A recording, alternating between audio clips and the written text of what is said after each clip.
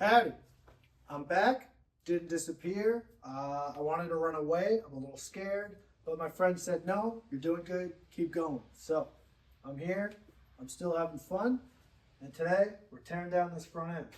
We're gonna pull the fork tubes out of the actual lowers, take the wheel off, all the brake stuff off. We're gonna take this triple tree off, and we're just gonna prep it to send the triple tree and the fork lowers off to my powder coat guy. I had the day off today, so I was able to bring my frame and swing arm over to him. I wanted to go with kind of like a metallic gloss black, but he steered me away from the gloss on the powder coat. He says it gets really dull over time. And you know what? I've been going to him for years. I trust him. So we just went with like a true black, semi-gloss black. He said that's going to be super durable and it's going to look great for a long time. And then I was talking to him about kind of what I wanted to do with the fork lowers. I said, you know, I don't want to do a blackout bike. I'm not a huge fan of that look, although it looks really nice. I prefer kind of like the blonde look. So he told me, pull these apart, don't even touch them. He's going to sandblast them. He's going to polish them up a little bit. And he's just going to put a clear coat over top of that and the triple trees. And he said it's going to do like a nice glossy but inner textured kind of finish on that. He's like, it's maintenance free. You're not gonna have to sit there and polish them after a long ride or anything like that. So I trust the guy. Been going there for years. I'm just gonna let him do his thing, and I'm sure it'll look great. Yeah, so let's dive into that.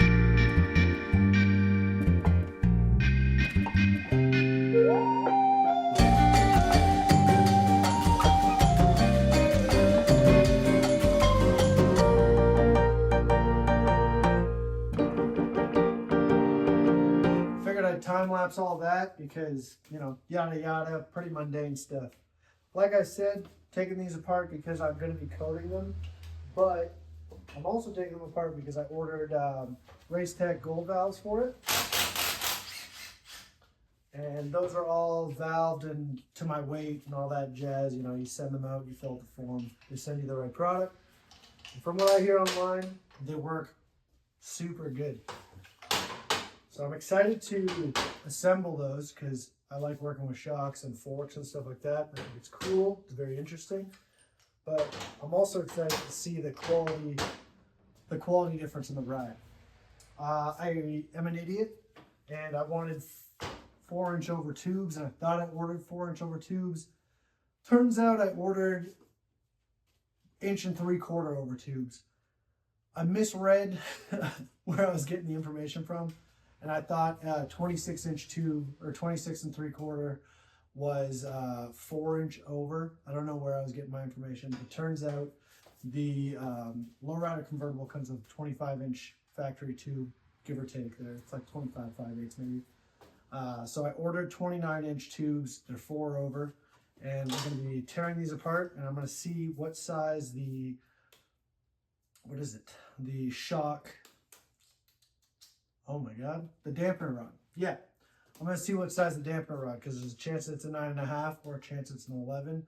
I think the lowrider has the 11. If so, bonus. If not, we're gonna be ordering the right ones. But yeah, I bought the wrong fork tubes. I'm gonna have to sell those. Whatever, it happens all the time. I make mistakes and it costs money. I got 4-inch fork tubes on the way. And then hopefully I get these all polished up, coated, and back so I can put them back together.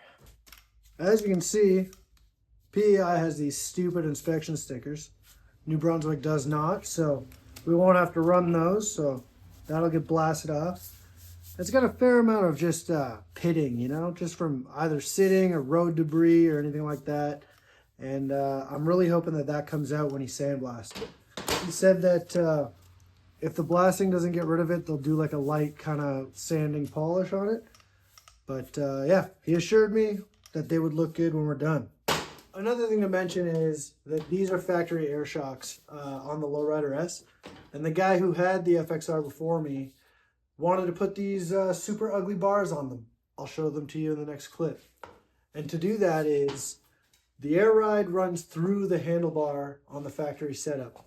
So he changed the bars, and rather than putting an actual fork cap on here or finding another way to route it, he just filled that up with what looks like gum and tape on the hole. So these hold zero pressure. They look super fucking ugly.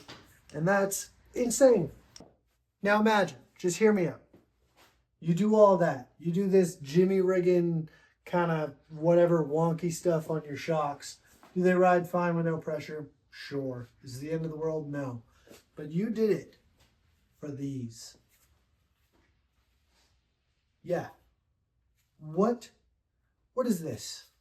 What are we doing here, guys? What is the point of putting this much rise to just have them bend down? This is insane. Imagine this is me. Kind of crazy, right? These are so fucking ugly. And you know what? If you like these, you can have them. Tell you what, you want these? Comment down below. I'll send you a DM, or you send me a DM. I'll send you these for the price of the shipping. Or if you're local, pick them up. You know, what the hell? I bought another bike with some bars I don't like. You want some more free bars? Come get them.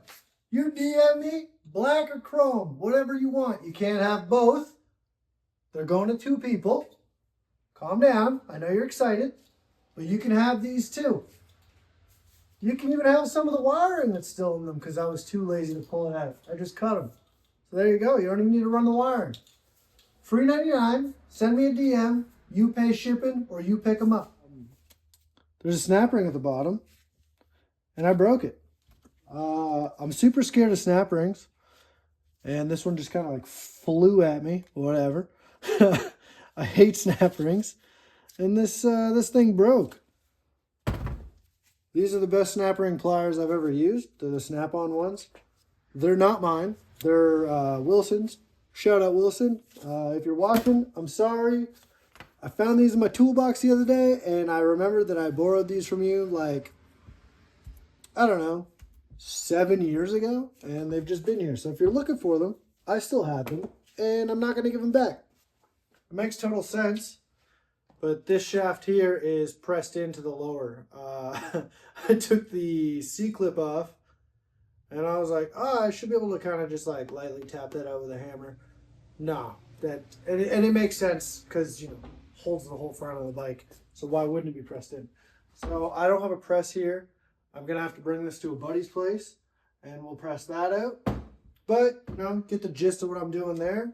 I'm also going to be cutting just this here to be round because I removed the lock off the frame. So we won't be needing that. I wouldn't recommend doing this if you're looking to keep your fork tubes.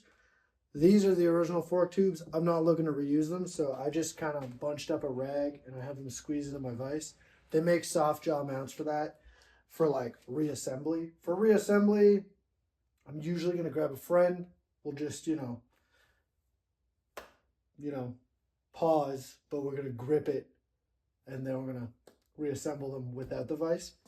But to take them apart, where I'm not reusing these tubes and I have another set of tubes I'm just going to sell anyways, these are not going to get used for anything. We're just going to pull these apart. Nice and scary. It shouldn't really have, there we go. Nice. With the rag, they usually don't get damaged because it's pretty hard chrome. But, you know, just be careful. The fluid is super stinky. That I will say. Oh my God. Quite rarely I take these apart and the fluid is black. But that's actually insane. That is some gross looking fluid. This is one of those weird things for me. 6 mil Allen key in here. Who would have thunk, you know? Who would have thunk? But hey. Oh my God, look at that. That was nice and easy.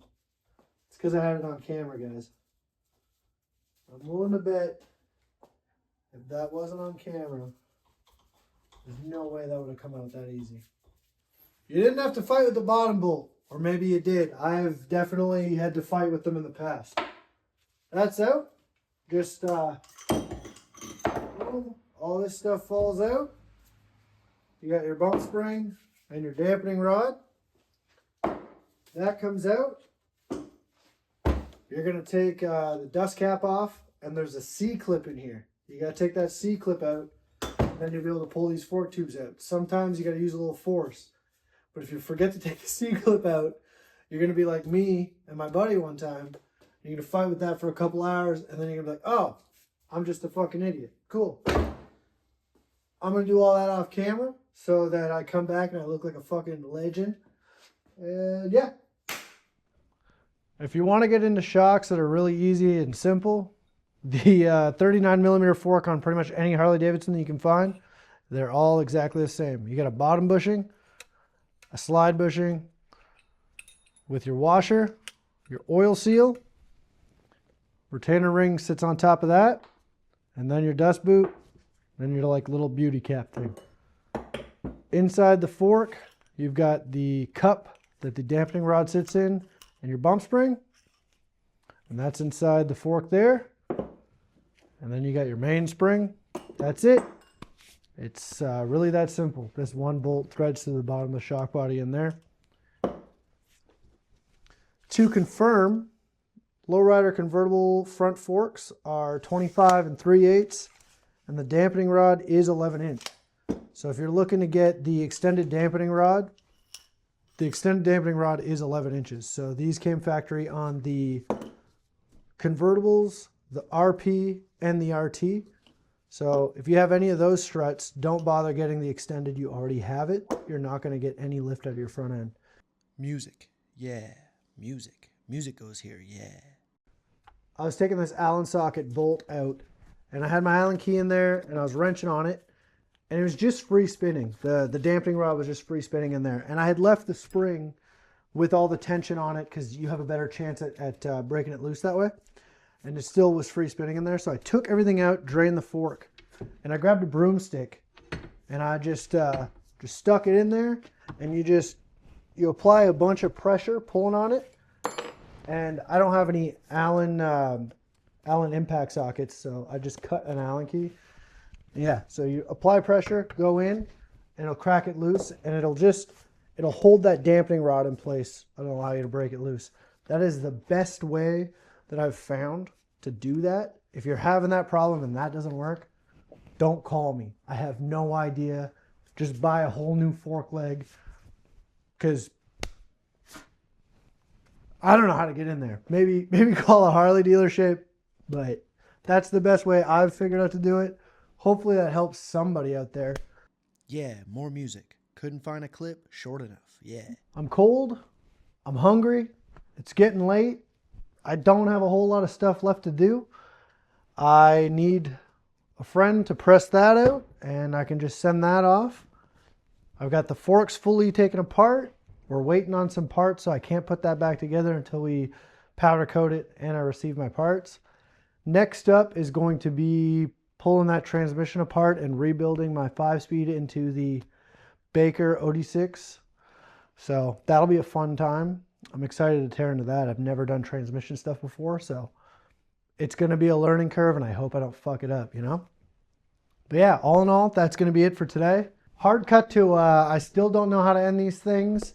Yeah, you know, like it, don't like it, comment, don't comment. I'm going to tell you I don't care. I actually do care. I've got a really fragile ego. Please say something nice. Don't tell anyone I said that. Yeah. Tell your friends, tell your family, tell your mom I said hi. You know what? This time, tell her I said I love you. And I also love you. So hopefully the next video is better. And yeah, you know.